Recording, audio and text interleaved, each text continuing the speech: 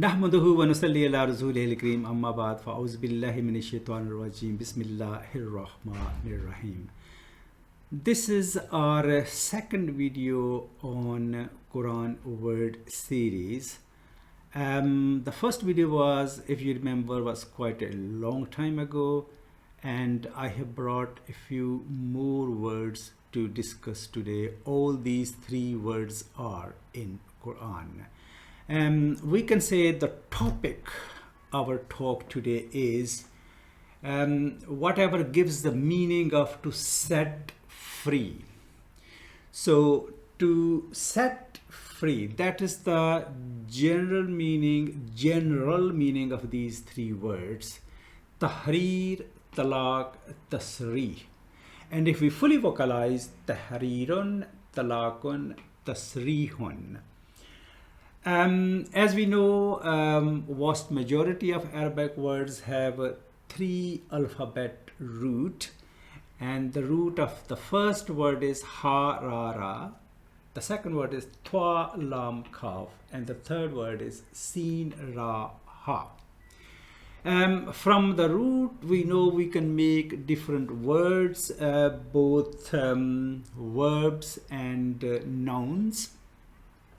So from the first root, we have 5 parts of the verb here. We have discussed 5 parts of the words in the past. So it's harrara, yuharriru, tahrirun, muharrirun, muharrarun. So harrara is past, yuharriru is mudare, which covers both present and future, so that madi, that's mudare. This is our masdar. So masdar, as we know, is name of the action of the verb. And then we have muharrirun, which is ismul fa'il, and muharrarun, which is ismul maf'ul. In Arabic, we say harrara sayyidu kullal abid. The master liberated all the slaves fil mazra'ati, on the farm or on the plantation site. So there is a kind of meaning of, general meaning of to set free, but specific meaning of liberty, liberating someone, freeing someone in that sense. You are liberating them. And in slavery, although slavery officially doesn't exist anymore, but may be present in some form or shape on certain places on this planet, I'm not sure. So this basically means to liberate someone in a kind of from your custody. So in Quran, it has been used in the similar meaning of liberty, liberating. This is ayah number 92 of Surah Nisa, which is Surah number 4. وَمَنْ قَتَلَ مُؤْمِنًا خَطَيًا. Whoever kills a believer by mistake, فَتَحْرِيرُ. You can see here the madi of the verb has been used, of this root has been used.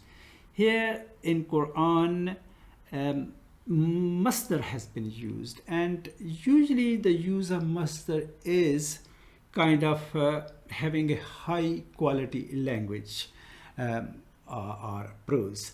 So fatahariru rakabatin mu'minatin, a believing slave. So liberating, or the action of liberating or letting go a believing slave.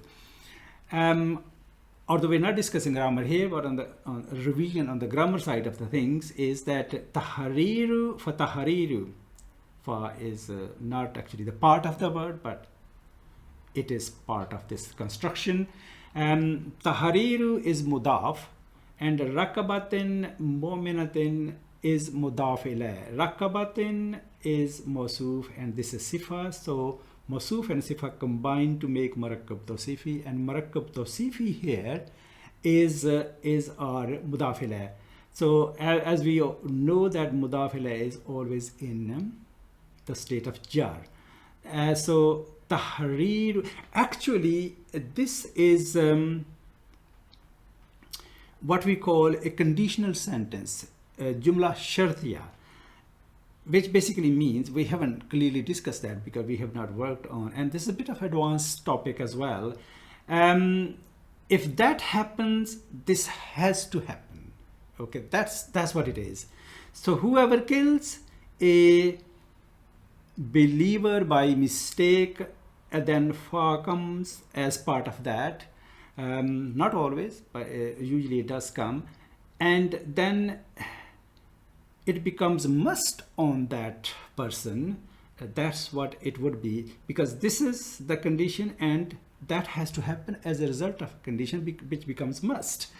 So liberating and letting go of a believing slave, and on top of that, wa or diyatun musallamatun, handing over blood money ila ahlihi, to his family. So our second word is the root is toa lam kaf, from which we have taloka yatluku talakun, which basically really means, although the word is talak and most of us are familiar with the talak means, translation is divorce. Taloka yatluku talakun, and this specifically means to set loose, freeing in a sense of setting loose. And because talak is between husband and wife, so you can see the connection between these two persons is not the same as between master and the slave. So there is a connection, but it's a different kind of connection, and even if we call that custody, so that's a different kind of custody, if we can call that. So taloka yatluku talakun is to set loose, and if we this is the basic form of the verb, and here this is a form 2 of the verb. If we have form 2 of that verb here, that will be talaka yutalliku tatlikun, which specifically means to divorce. So for divorce, it's talaka yutalliku, which is form 2 of the verb, not the basic form of the verb.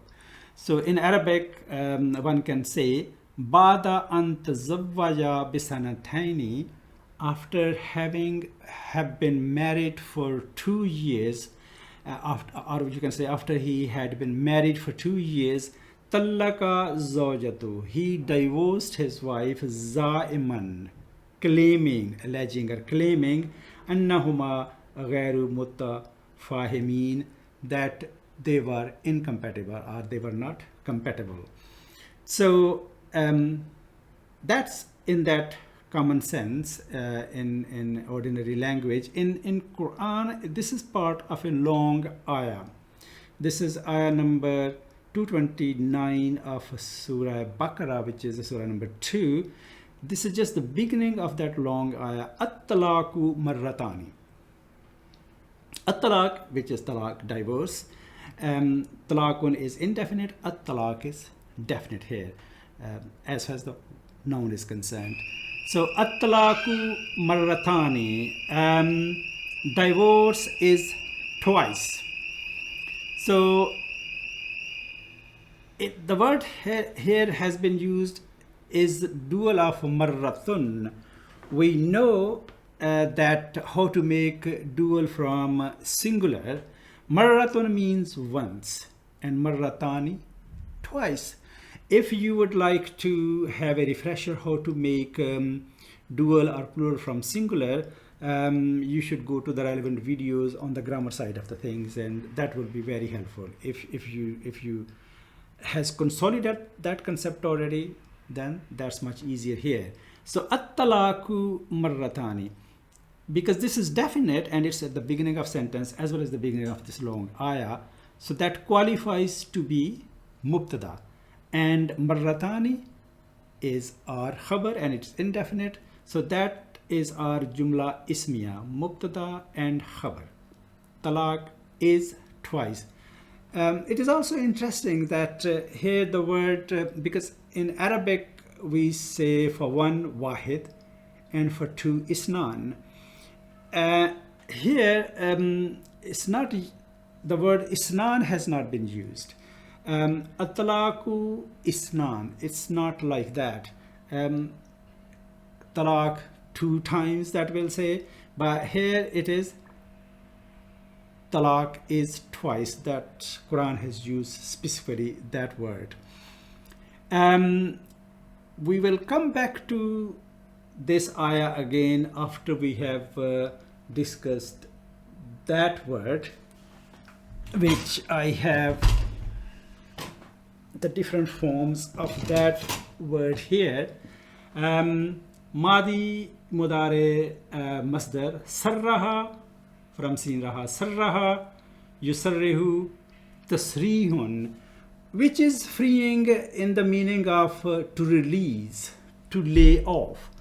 Laying off is a specific word used in, for example, workforce, that when you lay someone off, you are releasing them from their duty, which could be due to economic conditions or workforce issues. So that already means to release, letting go in that fashion, in that meaning. In Arabic, we can say yusarrihul jayshu, army released or dismissed or dismisses. This is because this is muzare. Army dismisses kulla man tantahi, whoever has reached the end of muddatu khidmatihi, their service term. So army releases all those who have tantahi, intaha, which means end. Intaha is a very common word used in Urdu as well.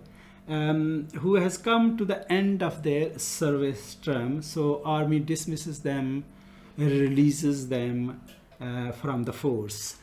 And it has been used, the same root has been used in Quran. This is ayah 6 of surah 16. Walakum fiha jamalun, for you, fiha, in them, which is referring to cattle. There is a beauty, or there is enjoyment of beauty. Jamal means beauty. Hina turihuna, when you bring them back to kind of rest in your home at their place. Wahina tasrahuna, and when you let them go, release them to go out to pasture in the open fields. So that letting them go out to pasture in the open field, that's kind of freeing, and then bringing them back. And if we go back to that ayah number 229 of Surah Baqarah, the next bit is this, and there's quite a lot after that as well. At-talaku marratani, talaq is, divorce is twice, fa imsakum bima'ruf. And after that, when that has happened, after the first and the second talaq, fa imsakum bima'ruf, either you hold on to them in good fellowship, so to say, or tasrihum bi ihsan, or you send them away in kindness, which basically means not really kicking them out. So that's one thing. And second is that in the after first and second divorce, it appears that separation is important, but because that's what it is in here in the word in Twa Lam Kaf, but it's not definite that they should be sent away. So that's probably is, well, that's definitely is in this part of the ayah, that after first and second divorce, it is not must that the women should be sent away. Subhanakallahumma wa bihamdika ashhadu an la ilaha illa anta astaghfiruka wa atubu ilayk.